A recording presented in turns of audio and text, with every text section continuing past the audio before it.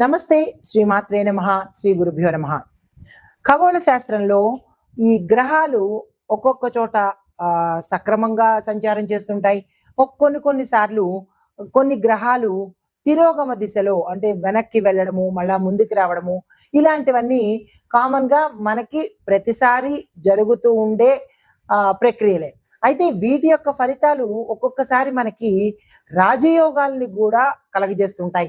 ఉదాహరణకు సూర్యుడు బుధుడు సంయోగం చెందడం వల్ల ఒక్కొక్క రాశిలో సంచారం చేయడం వల్ల భాస్కర రాజయోగం అని, అమలక రాజయోగం అని, షడష్టక రాజయోగాలని ఇలాంటి రాజయోగాలు కొన్ని సార్లు మాత్రమే మనకి అద్భుతమైన అవకాశాలు ఇస్తాయి.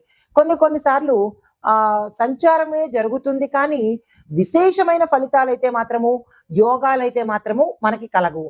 అలాంటిదే ఇప్పుడు ఇక్కడ మనకి శని బుధులు తిరోగమనంలో అంటే వెనక్కి వెళ్లే సంచారం చేస్తున్నారు. అది జూలై 13వ తారీఖున మొదలుపెట్టి శని మీన రాశిలో తన తిరోగమన దశలో అంటే తిరిగి మళ్ళా వెనక్కి వెళ్లే దశలో సంచారం మొదలుపెట్టాడు. అయితే ఇది ఎప్పటి వరకు ఉంటుందంటే ఈ సంవత్సరం నవంబర్ 15 వరకు ఈ ప్రక్రియ కొనసాగుతూనే ఉంటుందన్నమాట. అయితే ఈ తిరోగమనం చేస్తున్న సమయంలో ఈ రెండు గ్రహాలు కొన్ని రాశుల వారికి మాత్రమే కొన్ని ప్రయోజనాలు ఇస్తున్నారు, కొన్ని రకరకాల ప్రయోజనాలు ఇస్తున్నారు. అందరికీ కాకుండా కొన్ని రాశుల వాళ్ళకి మాత్రమే. అయితే ఆ ప్రయోజనాలు ఎలా ఉండబోతున్నాయి అంటే ఎప్పటి నుంచో డబ్బులు మనకి రాకపోవడము, ఎవరు ఇవ్వకుండా ఇబ్బంది పెట్టడము, మన దగ్గర నుంచి తీసేసుకుంటారు కానీ తిరిగి మళ్ళీ వాళ్ళు ఇవ్వడానికి ఇబ్బంది పెడతారు. అలాంటి ఇబ్బందులు ఈ సమయంలో తొలగిపోయి మీకు రావాల్సిన సొమ్ము చేతికి అందుబాటులోకి రావడము. దీంతో పాటు ఈ శని బుధుల యొక్క తిరోగమన సంచారం వల్ల లబ్ధి పొందే రాశులు మనం తెలుసుకుందాము. అసలు ఈ శని తిరోగమనంలో ఏమిటి ఫలితాలు ఉండబోతున్నాయి, ఏ రాశుల వాళ్ళకి ఎలాంటి ఫలితాలు ఇస్తారు అనే అంశాన్ని మనం ఇప్పుడు సవివరంగా తెలుసుకుందాము. రాశి మకర రాశి.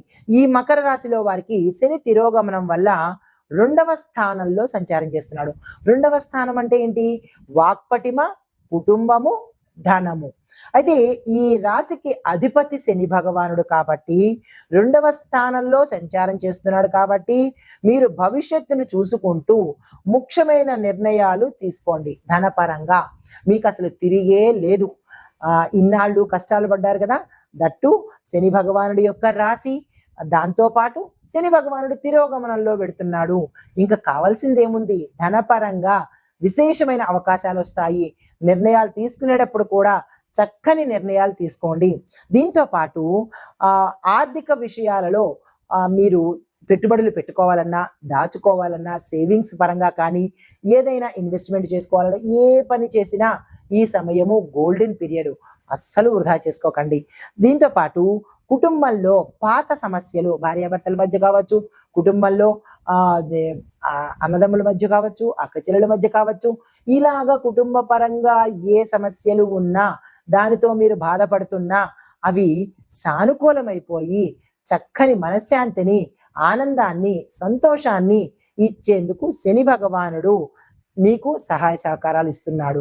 అయితే మాటల మీద కొంచెం అగ్రెసివ్గా మాట్లాడకండి.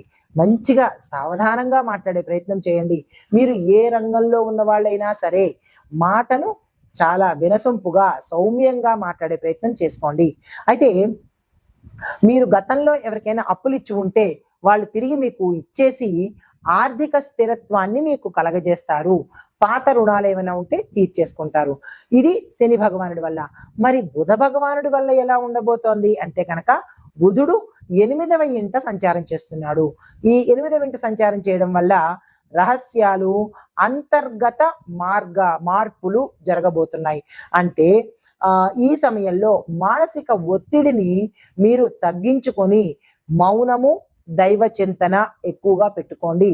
బుధుడు యొక్క తిరోగమనం ఉండడం వల్ల టెక్స్, ఇన్సూరెన్సు, హిడెన్ డాక్యుమెంట్ల విషయంలో జాగ్రత్తగా ఉండండి. రహస్యాలు అంటే మరి ఏమిటో అని భయపడిపోకండి. మీ దగ్గర ఏవైనా డాక్యుమెంట్స్ ఉంటే వాటిని భద్రపరుచుకునే ప్రయత్నం తప్పనిసరిగా చేసుకోండి. కొన్ని విషయాలలో జాగ్రత్తలు పాటించండి.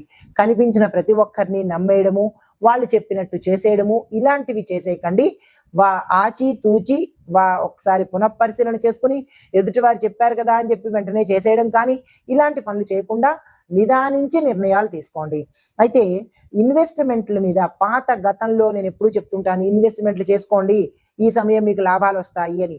అలాగా మీరు గతంలో ఏదైనా ఇన్వెస్ట్మెంట్స్ చేస్తే, పెట్టుబడులు పెట్టినట్టయితే దాని మీద మీకు తెలియకుండానే ఎక్కువ డబ్బులు వచ్చే అవకాశము, ఆ లాభాలు కూడా మీకు ఆర్థిక లాభాలుగా ధనం కోరడము జరిగే అవకాశం కనబడుతోంది. అయితే మరి లాభం పొందే అంశాలు ఏంటి అంటే కనుక కుటుంబ సహాయ సహకారాలు, కుటుంబంలో అన్యోన్యత, వదిలిపోయిన వాళ్ళు లేదా విడిపోయిన వాళ్ళు తిరిగి కలుసుకునే అవకాశం కనబడుతోంది. పాత ఆస్తుల నుంచి లాభాలు వచ్చే అవకాశం ఎక్కువగా కనబడుతోంది. దీంతో పాటు మౌనం మీకు మరింత శక్తిని ఇచ్చే అవకాశం కూడా కనబడుతోంది.